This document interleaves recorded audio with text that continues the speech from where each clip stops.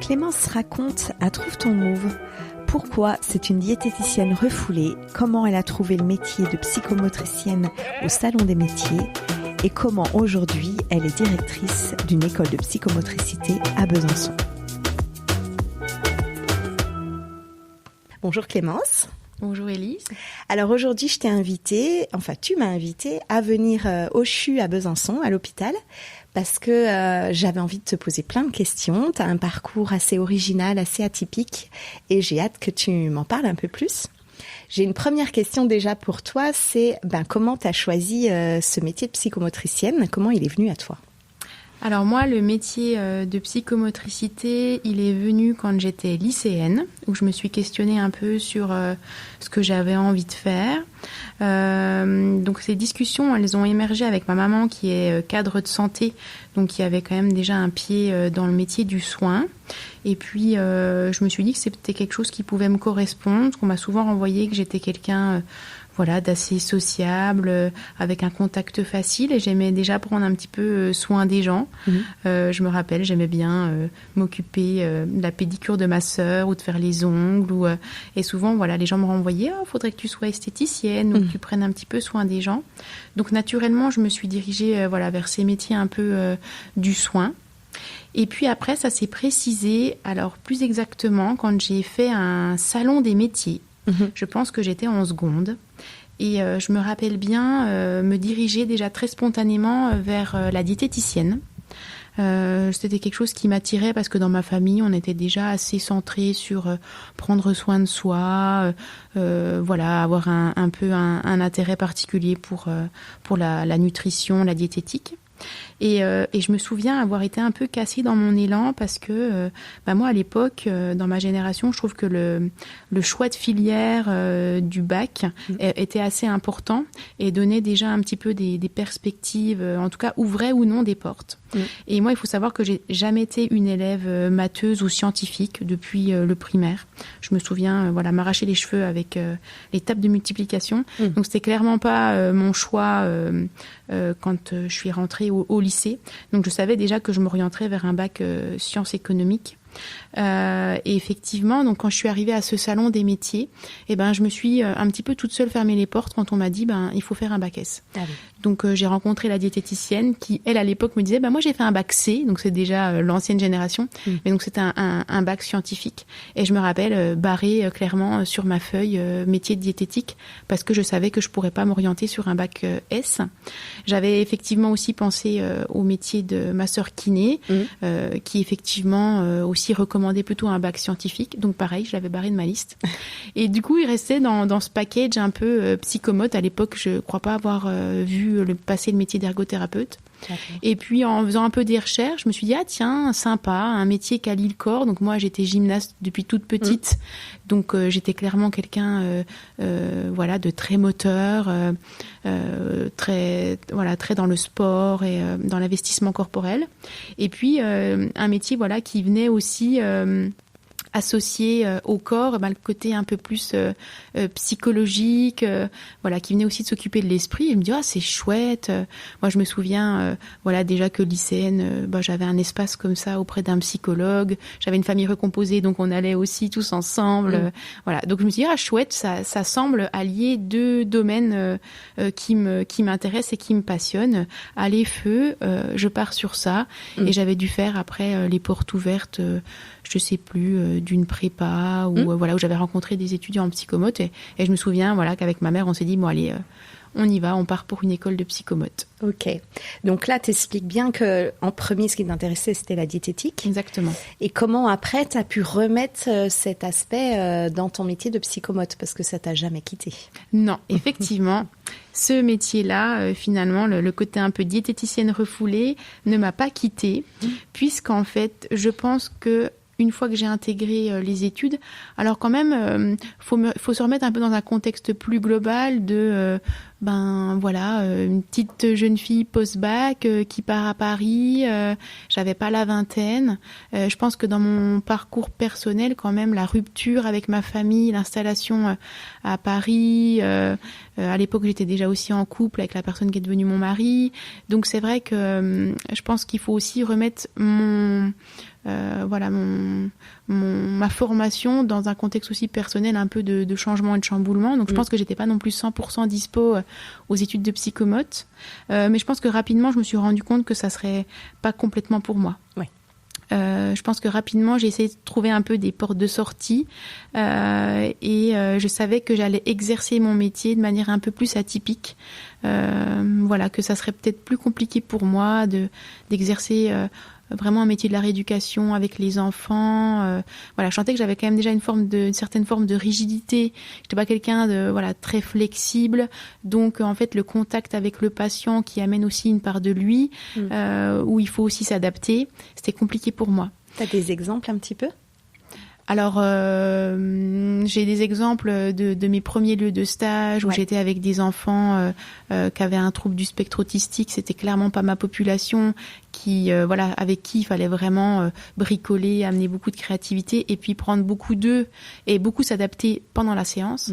Et c'était des lieux de stage que j'avais aussi eu un petit peu par dépit parce que en fait dans la région parisienne tu choisissais un petit peu ton lieu de stage en fonction des lieux où tu étais accepté. Donc je me rappelle en plus j'avais beaucoup de transport, c'était assez angoissant pour moi de me rendre en stage. Je partais la boule au ventre, j'avais mal au ventre.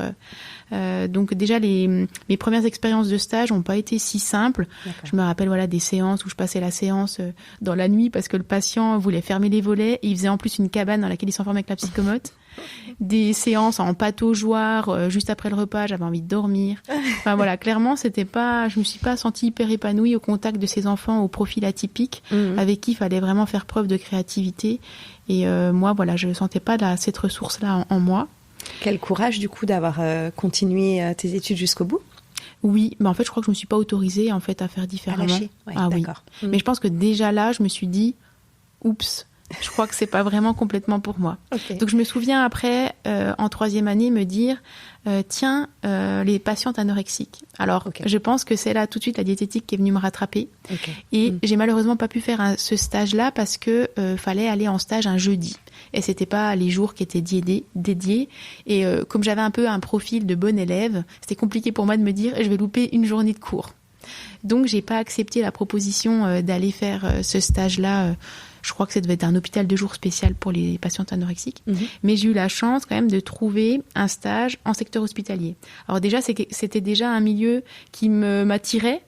Parce que c'était déjà un peu plus atypique et peut-être qu'il y avait un peu une structure et un cadre qui me rassurait ou que je trouvais plutôt sérieux plutôt que des institutions où je trouvais que c'était peut-être plus compliqué aussi. En tout cas dans mes premières expériences où ça m'avait pas beaucoup attiré. Là, ce travail en équipe qui me semblait quand même être un peu compliqué avec une ambiance qui n'était pas toujours confortable. Et donc en 3e année j'ai fait un stage en pédiatrie dans un service qui était dédié aux troubles alimentaires en pédiatrie. En fait, pour la petite histoire, c'est qu'au début j'avais pensé au milieu de la néonate. Oui.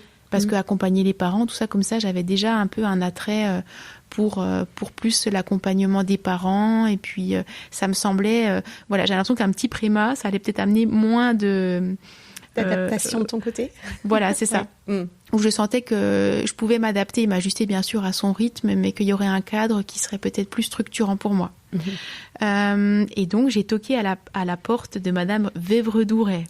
Direct. Je suis allée avec mes petits pieds directement à Necker, toquer à sa porte. Qui est une référence dans la psychomotricité. Voilà, exactement. Qui fait beaucoup de recherches, qui est très connue. C'est ça, qui est très connue. Donc je me suis dit, je veux un stage en néonat, c'est très dur à trouver. Je mets les moyens. Et donc j'ai été reçue par Laurence qui m'a dit écoute, moi c'est compliqué pour moi de prendre une stagiaire, mais va voir ma collègue en pédiatrie. Et c'est comme ça que j'ai débarqué donc dans ce service donc du professeur Abadi qui était vraiment la référente et la pionnière dans les troubles alimentaires.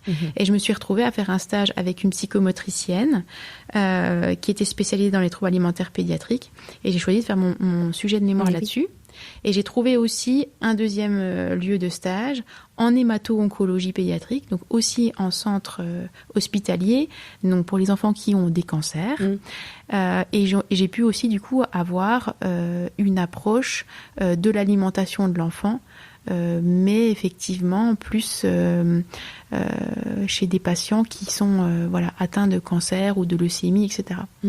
Donc ça m'a déjà un peu ancrée dans une clinique un petit peu différente avec un profil psychomote habituel. Voilà. Donc mes 2 lieux de stage étaient. Tu les as bien trouvés. Voilà. Et en plus, j'ai eu la chance de faire un petit passage en stage avec Aude Buil, donc qui est aussi une référente dans la recherche en néonate, que j'ai revue il n'y a pas très longtemps d'ailleurs, j'étais très contente, et qui m'a permis aussi d'avoir encore un peu plus de patients pour étoffer mon sujet de mémoire.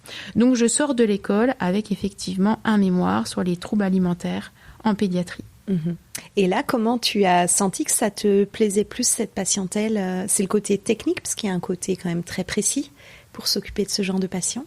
Oui, et je crois qu'en fait, c'était beaucoup l'accompagnement parental qui m'a plu. Je me suis rendu compte que finalement, j'avais pas besoin d'être 100% avec le patient. Ouais.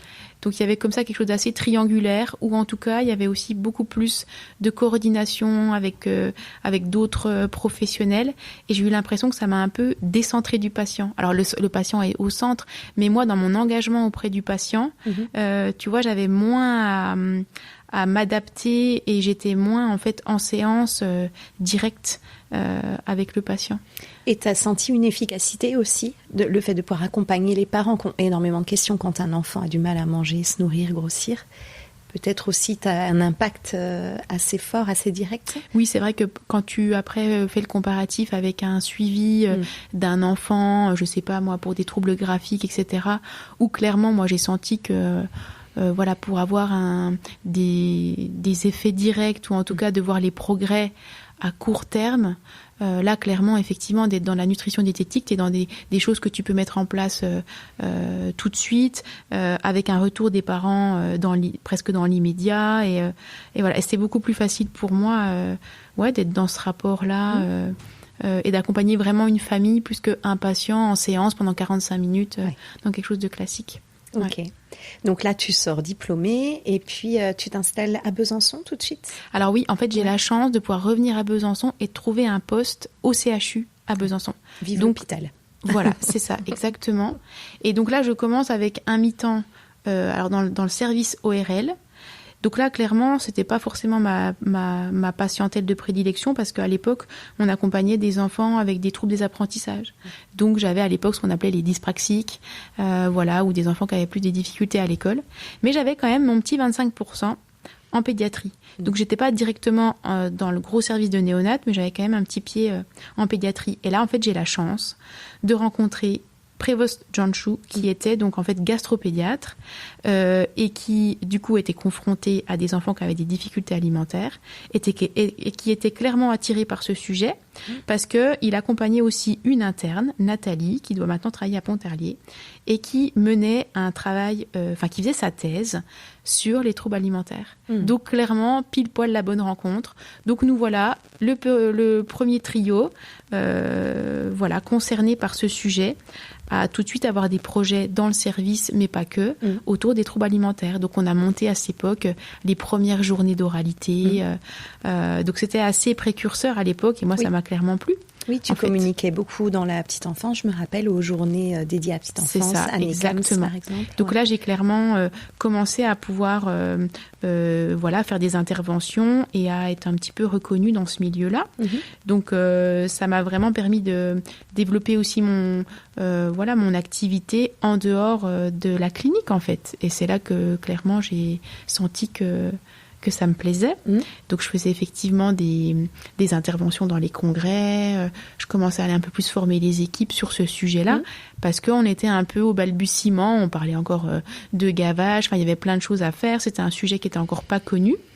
Et j'ai vraiment pris beaucoup de plaisir à pouvoir aller former les équipes à Belfort, à Vesoul, parce que clairement il y avait de la demande dans la région. Dans la région, et puis après plus tard. Tu t'occupais de bébés qui naissaient avec des fentes palatines. Tu parles de gavage. Tu peux nous expliquer un petit peu toi concrètement ton rôle en tant que psychomote?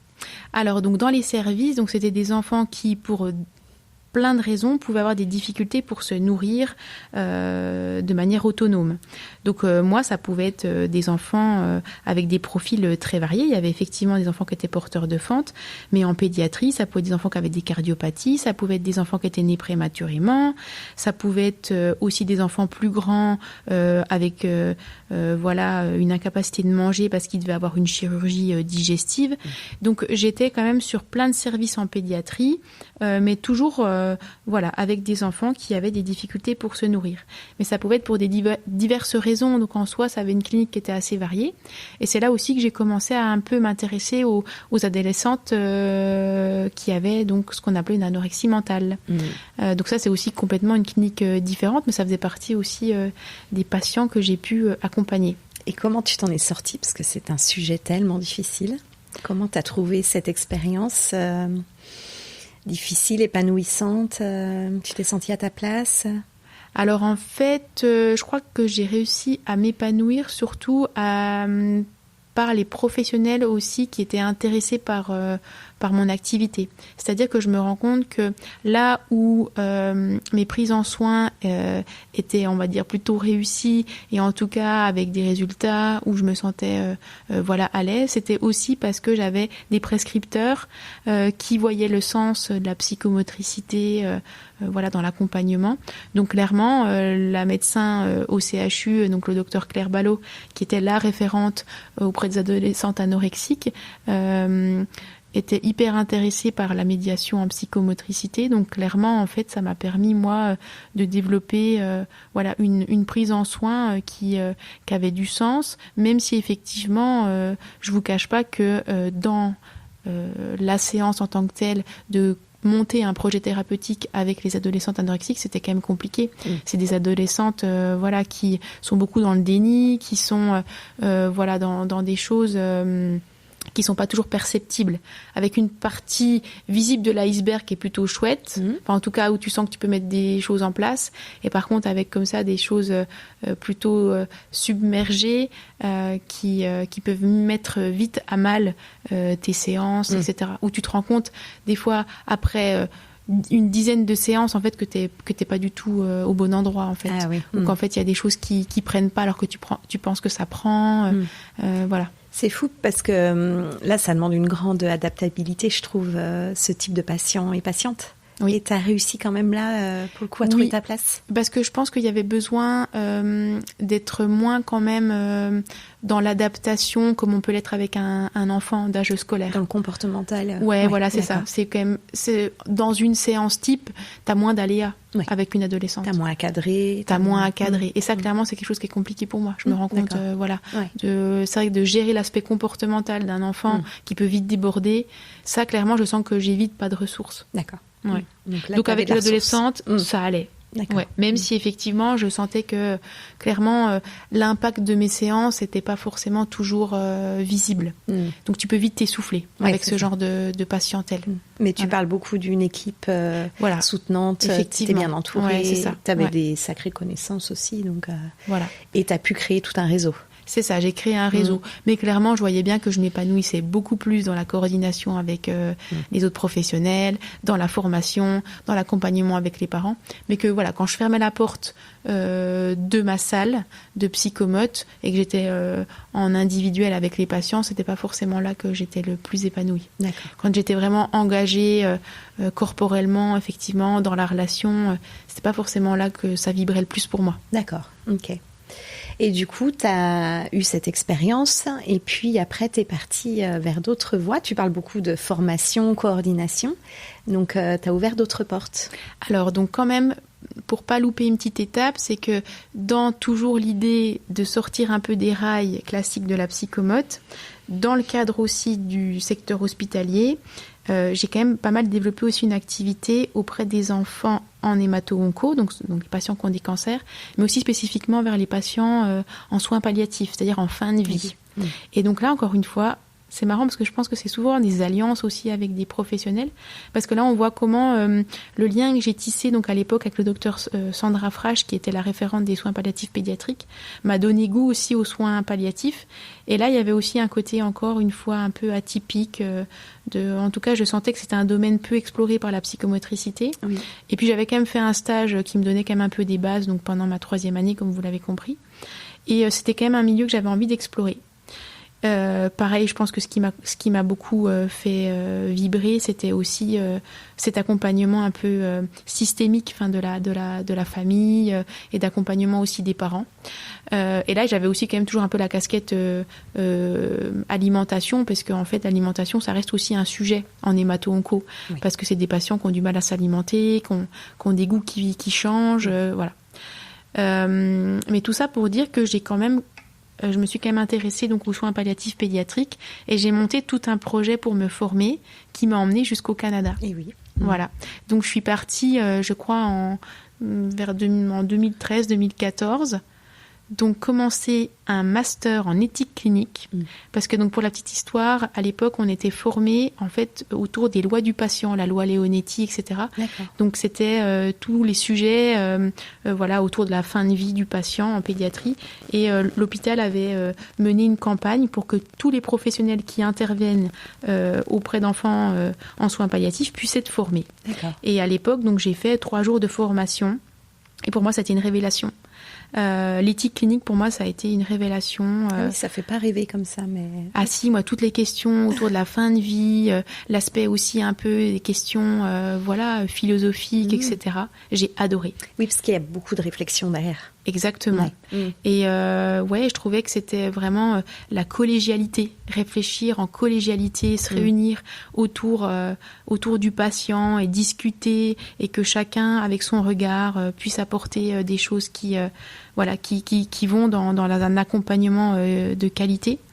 Oui, c'est des réunions très constructives. J'ai eu une petite expérience aussi, mais comme tu es un peu dans l'urgence quand même de cet accompagnement de fin de vie pour la faire correctement, il y a un engagement aussi oui, mais en fait, c'est surtout trouver la solution la moins pire, oui. Ou en tout cas réfléchir autour du bien-être du patient, etc. Enfin, moi, je trouve que ça avait du sens.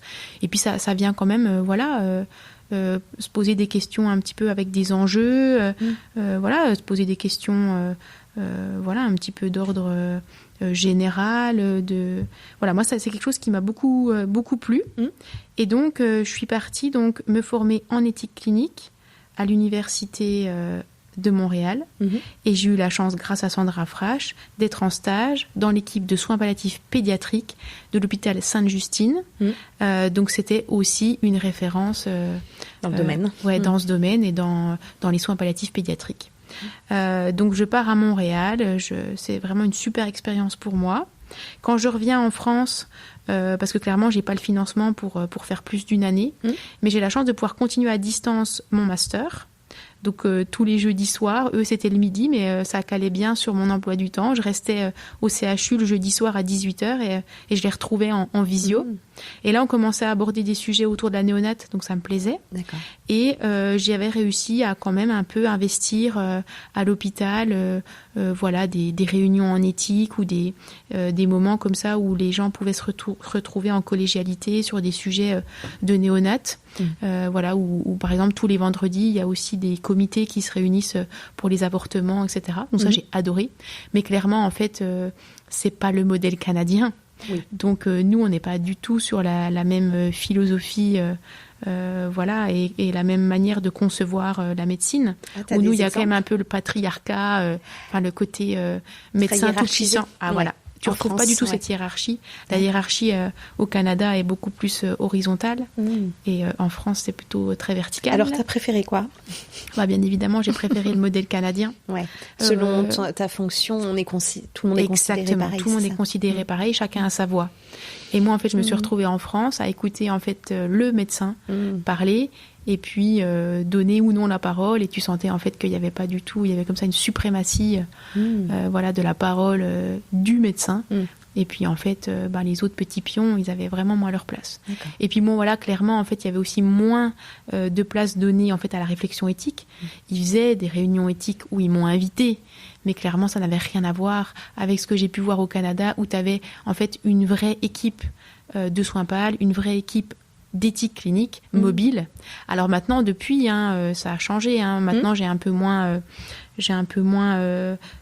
peu moins dans l'actualité, mais j'ai recroisé il n'y a pas très longtemps maintenant le chef de service des soins palliatifs, Dr Bécoulet, qui m'a donné justement la passion d'éthique, parce que c'est lui à l'époque qui m'avait formée. On a reparlé, effectivement, il y a des choses qui ont changé, parce que moi je vous parle de ça, c'était maintenant il y a presque 10 ans que je suis partie au Canada. Ouais. Donc ça, il y a les choses ont bougé, c'est chouette. Mais en tout cas, moi, j'ai pas pu faire ma place. Quand tu je suis aurais revenue. pu apporter quoi en tant que psychomote dans la réflexion? C'est centré beaucoup sur le corps, les émotions? Oui, c'est ça. Alors en fait, c'est que déjà moi, auprès du patient, j'ai beaucoup pu leur apporter des choses autour du confort, autour de l'installation, sur comment redonner quand même du corps, de la place au corps, alors que finalement le corps c'est quand même le lieu où s'exprime la maladie. C'est un lieu, c'est aussi un corps qui se décharne beaucoup, qui perd aussi son aspect esthétique. Donc la psychomote, c'était hyper intéressant de voir comment elle pouvait avoir sa place et en même temps comment elle pouvait malmener. Parce que moi, je me rappelle, des patients qui, des fois, n'avaient pas trop envie de me voir, parce que moi, je venais aussi redonner de la place au corps, et à certains moments, en fait, c'était pas possible de laisser de la place au corps. D'accord. Donc, il y avait comme ça toute une réflexion aussi qui m'a beaucoup passionnée. Comme si le patient préférait l'oublier, ce Exactement. corps. Moi, je me rappellerai toujours une petite fille qui était même une jeune adolescente. J'avais, comme ça, un peu pour l'évaluer, un peu au démarrage, demandé de faire un dessin du bonhomme. Et j'ai adoré, je crois que j'ai toujours gardé ce dessin. Elle avait fait un visage avec beaucoup de détails, avec des cils maquillés, avec du maquillage, les pommettes, etc. Et pour le corps, elle avait fait un triangle.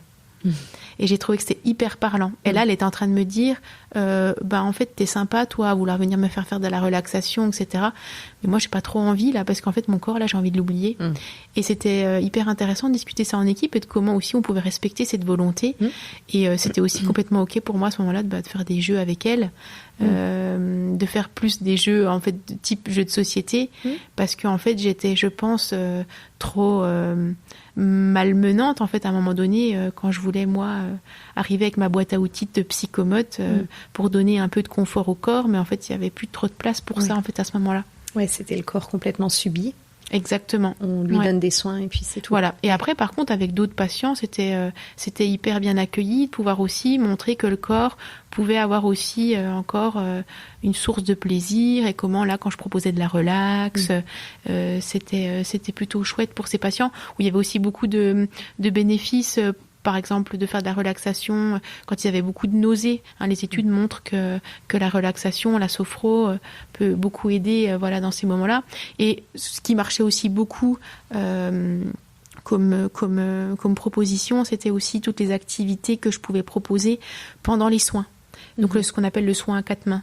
C'est-à-dire que pendant une ponction lombaire, moi je pouvais faire un peu la diversion. Donc là j'avais été formée en hypnoanalgésie. Donc voilà, j'essayais de mettre des choses en place en amont avec le patient pour faire un peu ce qu'on appelle de l'hypnoanalgésie et puis de la distraction en fait. Ça a beaucoup marché. Et puis tu voyais vraiment l'effet immédiat, tu voyais comment ça pouvait rassurer aussi la famille. Donc je me suis beaucoup marrée avec les internes, à monter des scénarios. J'ai fait des choses. Alors là, heureusement, il fallait avoir du temps, parce que je pouvais y passer la journée. À monter tout un scénario de jeu. J'ai même fait des fois passer un interne par la fenêtre parce que il arrivait. On avait monté toute une histoire. Pour aider ces patients en soins PAL qui n'en pouvaient plus des soins, aller dans l'imaginaire. Et je créais, là je faisais... Mais voilà, là j'étais dans ma salle, je montais tout mon scénario, je créais du matériel exceptionnel, etc. Et puis après j'arrivais vraiment pendant la séance avec le patient, je montais les choses aussi en collaboration avec l'équipe, en collaboration avec les parents, et puis on faisait des trucs géniaux. Et on voit que là, tu n'es pas toute seule face au patient. Non, c'est ça. Je suis dans une équipe. Tu réfléchis ton projet. C'est ça. Et puis je manage un peu aussi. Oui, voilà. Et ça, en fait, j'ai adoré. Et c'est là que j'ai vu comment j'adorais faire de la coordination. Donc, une fois que j'ai fini mon master en éthique clinique, j'ai fait un master 2 en coordination, justement. Là, l'idée, ça a été de me dire, je veux quitter un peu le domaine de la psychomote et faire justement ce métier qui commençait un peu à émerger dans les centres hospitaliers, justement de coordinateur. Comment on coordonne le parcours de soins des enfants pour éviter justement cette espèce d'interface CHU-ville où finalement les patients sont un peu des fois livrés à eux-mêmes dans ce travail de coordination et comment des fois on perd un peu le fil qui est tellement important en fait quand tu réfléchis une prise en soin qui doit être globale. Donc en fait il y avait un peu ces nouveaux métiers qui apparaissaient de coordinateur. Donc en fait j'ai fait un master 2 à l'époque à Paris Descartes et j'ai été diplômée à Paris Descartes dans cette fonction-là. Sauf qu'une fois que j'ai été diplômée, clairement il n'y avait pas finalement tant de postes. D'accord. Donc j'ai pas pu m'ancrer moi dans un poste de coordinateur. Et c'est là que ça a été compliqué pour moi parce que j'étais à l'hôpital. Là, je suis devenue maman aussi entre-temps. Ouais. Et il y a eu un avant-après, clairement. C'est-à-dire qu'une fois que je suis revenue de mon congé maternité, remettre un pied en soins palliatifs, ça a été compliqué. Émotionnellement. Voilà. En plus, quand je suis arrivée, était de nouveau hospitalisée un petit patient pour lequel j'avais beaucoup d'affection. Je pense que dans une carrière, il y a comme ça quelques patients qui nous marquent, où clairement, tu n'es plus du tout dans une relation que de soins. Il y avait beaucoup d'émotions et d'affect en jeu. Et clairement, ça a été le moment où j'ai pris la décision de quitter la pédiatrie.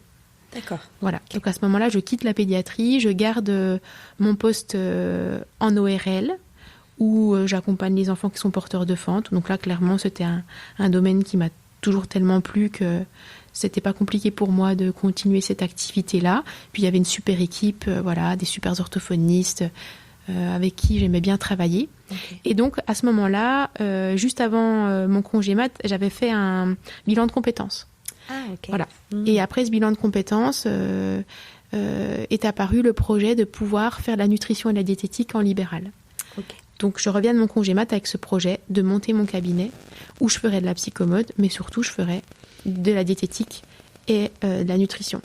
Donc, en parallèle de ma grossesse, j'avais donc repris mes études en nutrition et diététique. Ouais. Parce que clairement, à l'hôpital, j'avais mes collègues diététiciennes que j'adorais, avec qui c'était facile de bosser. Mais en libéral, il fallait aussi que je sois légitime.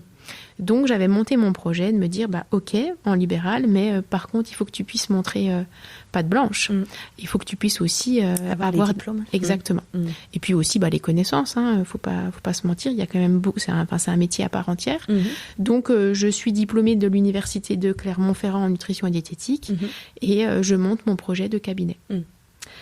Et mon projet de cabinet a duré clairement 2 ans parce que rapidement, en fait, je me suis rendu compte que ça allait être compliqué. Ouais. Parce que j'ai dû faire beaucoup de psychomote, entre guillemets, classiques, donc de bilan, de suivi, pour que le projet soit viable. C'est-à-dire que monter un projet en libéral, c'est aussi beaucoup de charges, avec une rémunération qui est quand même pas énorme. Donc, pour que ça soit viable, il fallait que je voie beaucoup de patients en psychomote et que finalement, la nutrition, la diététique et même les patients avec des difficultés alimentaires, c'était clairement pas la majorité de ma patientèle. Oui. Et il fallait faire beaucoup de communication, il fallait faire clairement de la pub. Et ça prend du temps, ça prend de l'énergie et j'avais pas envie de me vendre. Donc mon projet, il a tenu clairement 2-3 ans et je me suis essoufflée. Ouais. Voilà. À mettre autant d'énergie sans pouvoir poursuivre ton rêve. C'est ça, exactement. C'était un rêve que tu avais suivi. C'est ça. Donc c'est là en fait que j'ai plus investi le domaine de la formation. Donc c'est qu'en parallèle, quand même, avec ma casquette un peu de référente en nutrition pédiatrique et en troubles alimentaires pédiatriques, on est quand même venu me solliciter pour plein de projets qui ont été plutôt chouettes. Donc j'ai été conventionnée avec une filière de santé maladies rares pour aller en fait former les équipes dans les centres hospitaliers confrontés aux patients qui ont des troubles de l'alimentation pour aller justement clairement les sensibiliser aux bonnes pratiques, à ce qu'on peut mettre en place dans les services pour accompagner spécifiquement ces patients. Et là, clairement, ce rôle-là de formatrice m'a énormément plu. Donc, je suis toujours en binôme avec soit une diététicienne, soit une orthophoniste. Donc, je suis toujours comme ça dans ce partenariat que j'apprécie beaucoup. Et puis, je vais à la rencontre des équipes et les former dans un domaine clairement que je maîtrise. Ouais. Donc c'est vrai que aussi se sentir compétent, reconnu, valorisé fait que tu as envie de rester aussi dans ce domaine-là. Et puis j'ai quand même gardé mon statut de micro-entreprise pour justement aller former ou en tout cas aller aussi à la rencontre des parents. Parce que quand je me suis dit, donc je suis formée, je suis plutôt compétente dans ce domaine-là, je me suis dit que les outils que j'avais acquis pouvaient aussi servir, entre guillemets, le parent tout venant. Et de pouvoir accompagner aussi les enfants au développement neurotypique dans leur rapport à l'alimentation et rapport au corps. Et là, j'ai vraiment senti une vocation. C'est-à-dire que clairement, me dire que j'allais permettre ou en tout cas apporter des outils pour qu'un enfant lambda puisse développer un rapport sain à la nourriture, un rapport sain au corps, clairement, j'y ai trouvé beaucoup de sens. Donc, c'était de la prévention, des ateliers C'était clairement de la prévention ou en tout cas de l'éducation. D'accord. De l'éducation pour le comportement autour de la nourriture, parce que je me suis rendu compte qu'en fait, on était complètement parasité dans la capacité à nous développer un côté comme ça instinctif dans son rapport à la nourriture, que clairement en fait on n'accompagnait pas correctement nos enfants dans ce développement-là. D'accord. Et que c'était aussi des patients que je pouvais retrouver à l'âge adulte avec des troubles du comportement alimentaire. D'accord. Et qu'il y avait beaucoup de choses à faire en termes de prévention et d'éducation. Donc là, il faut trouver son public. C'est ça. Des parents sensibles à ce sujet, prêts à payer quelque chose. Exactement. Voilà. Donc en fait, moi j'ai créé donc ce que j'ai appelé Atelier Miam, et clairement il y avait de la demande. Donc j'ai pu aussi prendre appui sur des réseaux qui étaient déjà existants, comme par exemple des associations autour de la parentalité, comme Coccinelle, ou des maisons de quartier. Donc il a fallu quand même trouver un petit peu des portes d'entrée. Et encore une fois, il faut quand même faire de la pub, il faut quand même encore se faire connaître. Donc j'ai quand même la chance d'avoir quand même un bon réseau aussi de pédiatres qui commencent à pas mal me connaître. Mais ou de trouver aussi des gens qui montent des super projets comme Studio Chouette au centre-ville, qui montent comme ça tous des projets autour de la parentalité. Et là, clairement, je trouve que j'ai toute ma place avec Atelier Miam, où je vais à la rencontre effectivement des parents qui ont cette envie de bien faire les choses avec leurs enfants, même des fois parfois trop, justement. Ouais. Mais en tout cas, qui ont un petit peu cette fibre-là de vouloir se dire, tiens, qu'est-ce que je peux donner à mon enfant, ou qui se questionnent un peu sur une manière un peu faire différente. Alors clairement, je casse un peu aussi les codes, parce que c'est vrai que des fois, quand on veut trop bien faire, on est un peu trop interventionniste avec ses enfants. Et clairement, c'est là qu'on casse un peu le côté instinctif. Ouais. Et moi, je suis beaucoup nourrie par ça. Et je me questionne souvent sur, de manière instinctive, comment on est un petit peu programmé, normalement, à pouvoir s'alimenter, à pouvoir fonctionner de manière générale. Et voilà, c'est clairement dans cette fibre-là que j'essaye d'impulser des choses, et comment remontrer aussi aux parents que l'enfant sait faire, qu'il peut faire, et qu'on peut s'appuyer aussi sur ses ressources à lui, et que clairement aujourd'hui le parent on va dire un petit peu d'aujourd'hui est clairement trop interventionniste dans l'alimentation. On mange beaucoup trop avec sa tête, alors qu'on devrait beaucoup plus manger avec son corps. Et là, la psychomote, elle a tout son sens. Ouais, donc plus sensorimoteur. Exactement. Plus accepter des phases, parce qu'il y a aussi bien sûr, un enjeu affectif aussi dans bien le lien. Sûr, et éducatif. Ouais. Donc c'est aussi pouvoir faire confiance à son enfant. Et malheureusement, aujourd'hui, on laisse très peu de place, je trouve, au côté ludique, dans le côté alimentaire. C'est-à-dire que, par exemple, quand un enfant, il veut pas se coucher, il veut pas s'habiller, on trouve finalement rapidement des stratégies, mais ludiques. C'est-à-dire que il y a toujours un parent qui va se mettre un caleçon sur la tête pour proposer à son enfant de s'habiller, ou qui va aller acheter, je sais pas moi, une veilleuse s'il n'arrive pas à dormir, ou qui va mettre en place des stratégies de jeu pour aller prendre le bain, etc. Mais en fait, quel parent fait ça autour de la table? Très peu. Parce qu'en fait, on nous a appris à pas jouer avec la nourriture, on nous a appris à terminer son assiette, on nous a appris beaucoup trop de choses autour de la nourriture, mais finalement, où là, on oublie complètement le corps. Alors qu'en fait, le corps, il sait faire, le corps, il sait se réguler, il sait se diriger vers ce dont il a besoin. Sauf que ça, en fait, on l'a un petit peu oublié. Et c'est tout ça que j'essaye un petit peu de déconstruire avec les parents pour redonner de la place au corps et aux sensations autour du repas. Et clairement, en fait, ça marche. Ouais. J'ai énormément de parents qui, après des ateliers miam, me renvoient des messages en me disant oh, mais c'est super, j'ai vraiment lâché prise et je fais différemment avec mon enfant. Et que clairement, oui, quand on se fait des oreilles en brocoli ou une moustache avec un haricot vert, bah, votre enfant, il adhère. Et en fait, pour lui, un haricot vert ou un biscuit type Oreo, au départ, c'est un peu la même chose, c'est de la découverte en fait. Et oui. Il y a des saveurs bien sûr qui vont être différentes et bien sûr que d'un point de vue nutritionnel, c'est différent. Mais l'enfant, en fait, s'il mange avec ses sens, il va savoir s'arrêter. Ouais. Il va savoir aussi, des fois, aller vers des crudités, comme des fois, il va pouvoir aussi manger tout le paquet de chips, mais c'est aussi OK. Ouais. Et si le parent, en fait, il se sent libre autour de ça et qu'on lui redonne un peu des outils qui mettent de la place au corps, et ben en fait, il va avoir confiance. Et ça va développer une relation saine autour de la nourriture, ça va développer une relation saine au sein de la famille. Et ça, en fait, ça fait clairement la différence plus tard. Ouais, et moi, c'est ça qui m'anime, en fait. C'est vraiment ces outils-là. C'est comment nourrir son enfant dans de la bienveillance et du respect. Ok. Et puis là, tu as tout ce côté accompagnement familial que tu as aimé dès le début. Voilà, c'est ça. Tu retrouves bien ta place. C'est ça. En 2020, il me semble que tu as pris un tournant. Oui. Alors en 2020, j'ai pris un tournant justement dans l'accompagnement aussi, toujours dans le côté un peu de la formation. Et je me suis aussi beaucoup plus inscrite dans le côté plus accompagnement aussi des étudiants. J'ai toujours fait des petites missions auprès des kinés, etc., des étudiants kinés dans leur cursus de formation. Mais j'ai de plus en plus aussi pris de place dans l'accompagnement dans les instituts de formation. Et aussi dernièrement dans l'institut de formation en psychomotricité. Et oui. Voilà. Qui a ouvert à Besançon. C'est ça. Et donc je suis impliquée là donc depuis une année dans l'institut de formation en psychomote, enfin en tout cas plutôt dans la filière psychomote au sein de la faculté de médecine, parce que clairement aussi à un moment donné dans mon parcours professionnel, j'ai eu besoin aussi d'avoir des revenus financières plus importantes. Donc c'est ce qui m'a aussi amené à prendre plus d'heures de cours, etc. dans la filière. Et puis là, dernièrement, à aussi prendre des fonctions plus de direction et d'accompagnement de l'équipe.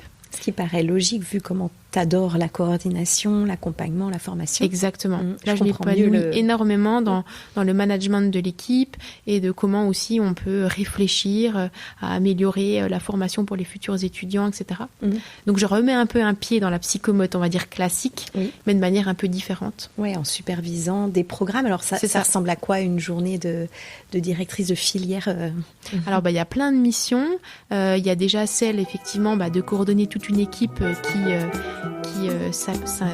C'était Trouve ton Move, un podcast pensé et réalisé par Élise Bélazé. Pour accompagner les étudiants. Donc, ils font toute la planification, ils programment les cours, on fait beaucoup de liens avec les intervenants. Et donc moi, plus dans les missions en fait de direction, effectivement, je chapeaute toutes les missions des coordinateurs qui font de la programmation, qui font de la planification, qui font beaucoup d'échanges avec toutes les personnes qui vont intervenir auprès des étudiants. On réfléchit le contenu des cours, comment on veut organiser ça. Donc, il y a quand même pas mal de temps de réunions, d'échanges. Moi, je fais aussi pas mal de liens avec aussi les autres instituts pour voir clairement comment ça se passe. Parce que malheureusement, la filière en psychomotricité, on doit être les seuls à pas avoir en fait un référentiel sur lequel s'appuyer. Donc, clairement, il y a beaucoup de choses qu'on fait un petit peu à la carte. Les seules études, tu veux dire, c'est ça. Seule filière. C'est ça, c'est-à-dire que tu vas voir des étudiants en kiné, les personnes qui organisent leur contenu de formation, ils ont clairement un bouquin avec des modules ou des semestres, tout a été déjà pensé sur quelle doit être la part à donner à l'anatomie, quelle doit être la part à donner à la psychiatrie, etc. Et nous, il n'y a pas ça. En fait, notre référentiel, il est extrêmement ancien, donc déjà il y a des termes qui sont obsolètes, et en fait tu n'as nulle part écrit quel doit être le pourcentage, le volume dédié à telle ou telle unité d'enseignement. D'accord. Il y a déjà aussi des instituts qui sont encore en module, d'autres qui sont en semestre, parce que les instituts de formation, ils n'ont pas tous le même profil, c'est-à-dire qu'il y a des écoles privées, il y en a qui sont rattachées à des facultés, etc. Donc nous, à Besançon, on est dans un projet qu'on appelle expérimental, c'est-à-dire que on a la chance de pouvoir nous appuyer sur un fonctionnement universitaire. Donc c'est-à-dire qu'on peut s'appuyer sur toute la partie administrative, sur des équipes qui gèrent la partie scolarité. Oui. Donc ça, c'est plutôt chouette. Et puis, nous, on monte effectivement tout le contenu en s'appuyant aussi sur des professionnels qui sont formés, chacun dans leur domaine, et on construit comme ça toute une formation sur 3 années. Et bien sûr, on travaille aussi en collégialité avec les autres instituts pour voir un petit peu comment ils font. Mais en France, il y en a combien du coup d'institutions? Je crois qu'il y en a à peu près 13. Oui, d'accord. Je dirais. Tu les connais tous? Pas tous encore. Ouais. En tout cas, je les ai rencontrés. J'ai eu la chance de les rencontrer donc sur ce qu'on appelle un collège des instituts qui s'est tenu à Vichy cette année. Donc si je pourrais tous les citer, mais ce serait peut-être un peu fastidieux. Mais, non, mais pour se représenter. C'est ça. Il y a déjà pas mal l'école de l'ISRP qui est positionnée dans plusieurs villes. Voilà. Et puis après, tu as d'autres instituts qui sont ou non rattachés soit à des centres hospitaliers ou soit à des universités. D'accord. Voilà. Et donc toi, tu vas à la pêche plutôt, chercher des intervenants de qualité. Tu as envie de faire vivre cette formation avec... Et donc là, c'est là en fait clairement que moi je m'épanouis parce que donc moi, je suis quand même psychomote bisontine depuis plus de 15 ans. Donc clairement, j'ai aussi un réseau de professionnels avec qui j'ai eu la chance de travailler. Donc c'est ce qui me permet de pouvoir aller chercher chacun dans ses spécialités. Et clairement, on a pensé à toi à plein de moments parce qu'on sait aussi toutes tes compétences et voilà toute ta psychomotricité. Comment tu l'as pu la développer sous différents aspects et je sais aller effectivement chercher des intervenants en fonction de leurs particularités, leurs compétences, leur formation. Alors il y a des domaines sur lesquels c'est plus compliqué d'aller trouver des intervenants. Je pense par exemple à la psychiatrie ou à l'anatomie, etc. Mais finalement, non, on arrive toujours à se débrouiller. Mais je suis même allée recruter mes anciens profs de l'ISRP pour dire. Mais c'est trop bien. Voilà. Et tu te mets pas de limite géographique non plus? Non. Vous donnez des cours en visio s'il faut? Ouais. Voilà, ça marche plutôt bien. Je trouve que quand même avec ce qui a été impulsé avec le Covid, malheureusement, on s'est tous un petit peu, je trouve, familiarisés avec l'outil informatique et de visio. Donc là, ça marche très bien. On a fait une année où le programme de psychiatrie était quasiment exclusivement programmé en visio et ça s'est plutôt bien passé. Bon, après, je pense qu'il faut trouver aussi les intervenants qui sont plutôt à l'aise, qui peuvent aussi parler beaucoup de leur clinique, parce que c'est ce qui marche très bien avec les étudiants, qui sont moins peut-être dans quelque chose de conventionnel. Mais en tout cas, voilà. Et puis après, aujourd'hui, je trouve que la pédagogie demande beaucoup à se remettre en question sur des manières un peu différentes d'enseigner.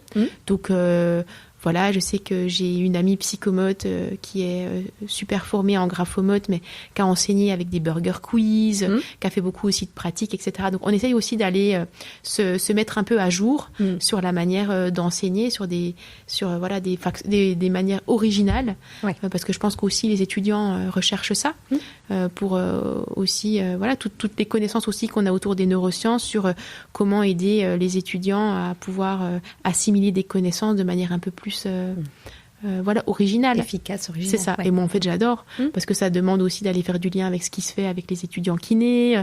On essaye aussi beaucoup de mutualiser.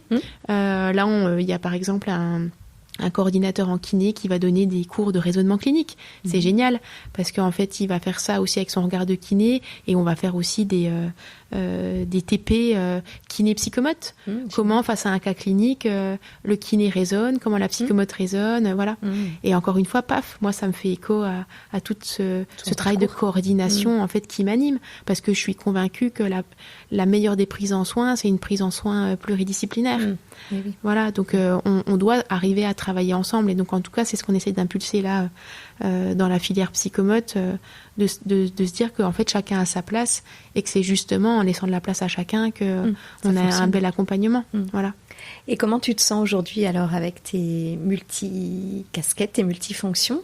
Écoute, moi je dirais que je me sens plutôt épanouie parce que clairement moi je suis quelqu'un d'assez active, j'ai besoin que ça bouge, donc là ça bouge beaucoup dans ma tête, c'est-à-dire que comme j'ai beaucoup de lieux d'activité et différentes missions, on va dire, j'ai quand même mes missions de formation, j'ai mes missions à la fac, j'ai mes missions à l'hôpital, j'ai quand même mes petites missions ponctuelles mais quand même qui me prennent quand même un petit peu de temps et puis d'énergie mentale. Des fois je me vis un peu comme une étoile de mer, tu vois, où j'ai plein de branches dans ma tête. Et ça, je trouve que c'est hyper enrichissant, c'est nourrissant, c'est quelque chose qui te donne une dynamique au quotidien, dans lequel il faut quand même pas se perdre. Oui. Parce que des fois, j'avoue que c'est compliqué des fois de switcher, même sur une seule journée. Par exemple, il y a des journées où je vais être le matin à l'hôpital, l'après-midi à la fac, ou par exemple, des fois, une fois par mois, il faut que je retourne faire une formation vers des étudiants, je sais pas moi, par exemple, kiné, ou des étudiants assistants familiaux, par exemple. Des fois, c'est pas évident de faire le switch, mais en même temps, c'est hyper stimulant. D'accord. Et ta charge mentale, ça va ? Ma charge mentale, ça va, mais je suis toujours à la recherche d'outils pour pouvoir vraiment m'améliorer d'un point de vue organisationnel. Donc, je ne vous cache pas que j'ai mis chez moi un grand tableau Velleda où il y a tout dessus.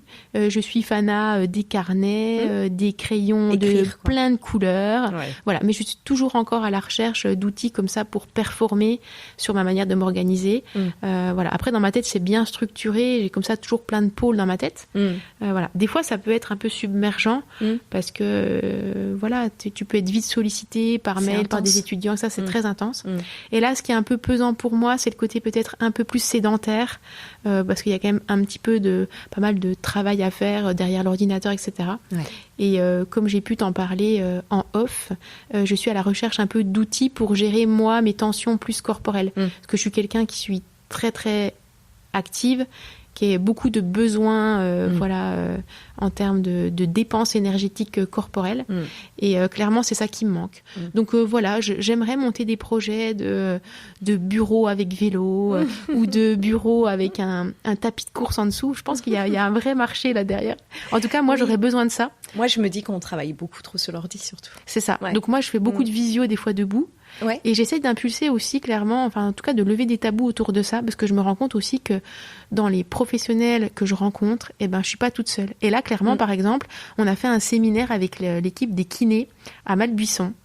Et j'ai trouvé ça génial parce qu'il y a un kiné qui pendant un temps de groupe autour d'échanges, autour d'une thématique, a dit bon, je suis désolée, mais moi j'ai besoin d'être debout. Et là, je me suis dit mais c'est génial parce qu'en fait de plus en plus on s'autorise. Ouais. Et j'ai envie de dire en fait aux professionnels, mais autorisez-vous. Et que quand aussi les formateurs se rendront compte que quelqu'un qui est debout ou même qui, je sais pas moi, un petit stepper sous sa table ou a une balle anti-stress ou crayonne en même temps qu'il suit votre formation. Il sera beaucoup plus disponible et réactif que quelqu'un en fait qui va s'efforcer de rester assis, qui va être en tension ou qui va devoir partir ailleurs dans sa tête. Je pense qu'on fera un vrai bond en avant. Et de plus en plus de présentations de formations enregistrées où la personne se balade. Exactement. Voilà, elle se filme en marchant, elle a son micro. Et moi, je crois vraiment à une manière différente d'enseigner. Et moi, j'autorise de plus en plus les étudiants à pouvoir se lever. Ou même moi, dans mes formations avec les professionnels, là, ou même avec, par exemple, j'ai accompagné des équipes aussi à l'IRTS d'assistants familiaux. C'est des gens... Toute la journée, ils s'occupent d'enfants, ils sont debout, ils font le ménage chez eux, ils s'occupent du linge. Enfin, c'est des gens en multitâches exceptionnels. Et tu dois, une fois par mois, les mettre 2 jours assis. Ah oui. Mais je comprends. Moi, en fait, c'est qu'avant, je me mets à leur place. Et avant qu'ils expriment le moindre besoin, je leur dis, en fait, ça c'est possible, ça c'est possible, ça c'est possible. Et en fait, ils sont super contents que je les autorise à... Oui. Ou même des fois, j'amène des balles, on fait des jeux en interaction, etc. Alors des fois, ils me regardent avec des yeux, genre, mais qu'est-ce qu'elle fait, la psychomote ? Voilà. Souvent, la cassette de psychomote t'autorise un peu à faire des choses un peu alternatives. Moi, j'ai donné cours aux étudiants psychomotes à Besançon. Il faisait tellement beau. Je me suis dit, on va pas rester enfermés. J'ai donné cours dehors. Il y a des super coins avec du gazon. C'est très pratique. Et voilà. Et je pense qu'il faut plusieurs fois, s'autorise. Et j'ai fait des petits groupes à droite à gauche et ils m'ont créé leur comptine. C'est ça. Dans le jardin. Et moi, je crois qu'en fait, souvent, des fois, je me suis dit, tiens, mais en tant que psychomote, est-ce que vraiment t'es légitime d'être là ? tu vois, dans le milieu de l'alimentation, dans le milieu des soins palliatifs, dans plein de milieux, je me suis dit, mais comme je sors tout le temps des rails, souvent je me suis questionnée de me dire, mais est-ce que c'est ta place ici? Où les gens pouvaient me dire, mais là, c'est la place des orthophonistes, mais là, c'est la place de un tel, etc. Et en fait, je me suis dit, mais la psychomote, elle a sa place à plein d'endroits, parce qu'en fait, on fait de la place au corps et on fait de la place, je trouve, on a souvent comme ça cette philosophie un peu intégrative de dire il y a de la place pour tout le monde. Et moi, en fait, souvent, de plus en plus, je m'autorise à me sentir légitime. Ouais. De me dire, mais en fait, toi, on t'a enseigné en fait une certaine manière d'être, c'est ça, exactement. Un savoir-être, une certaine écoute de l'autre, une certaine bienveillance de l'autre, et en fait, bah ouais, j'ai ma place parce que j'amène. Ouais, c'est ça. Je pense qu'il faut qu'on s'assume. Et les psychomotes, si vous sortez un peu des rails, de ce qu'on nous a enseigné, d'un schéma classique de rééducation, de séances classiques, etc. Je crois que c'est pas grave et tant mieux. Et je crois qu'aujourd'hui, j'ai envie d'impulser ça aussi. Auprès des étudiants, de dire vous avez aussi votre place dans des endroits où on l'a peut-être pas pensé au départ. Ouais. Et je crois que peut-être la vocation des psychomotes, elle est là, de s'autoriser à être dans des endroits auxquels on n'avait pas forcément pensé. Exactement. Parce que je trouve qu'aujourd'hui, on manque de légitimité. J'ai l'impression qu'on se fait bouffer par plein d'autres professions qui sont des fois peut-être plus rentre dedans ou qui sont beaucoup plus sur la scène scientifique, sur la scène, etc. Parce que clairement, il faut le dire, on est nul en recherche, on publie pas, ça commence un peu. Mais voilà, et du coup, je trouve qu'on est toujours en recherche de légitimité. Donc, c'est une belle conclusion pour Trouve ton move. Exactement, trouve ton move, il peut complètement sortir des rails. Et voilà, c'est ça. C'était parfait. Merci beaucoup Clémence. Merci à toi, c'était un plaisir. Et puis à très bientôt. À très bientôt.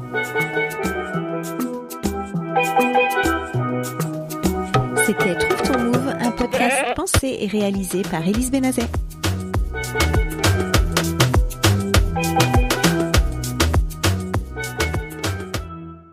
L'expertise de mon invité vous a plu? Retrouvez Clémence en formation en ligne sur les troubles de l'oralité et l'alimentation très bientôt sur mon catalogue de formation sur danser-psychomote.fr.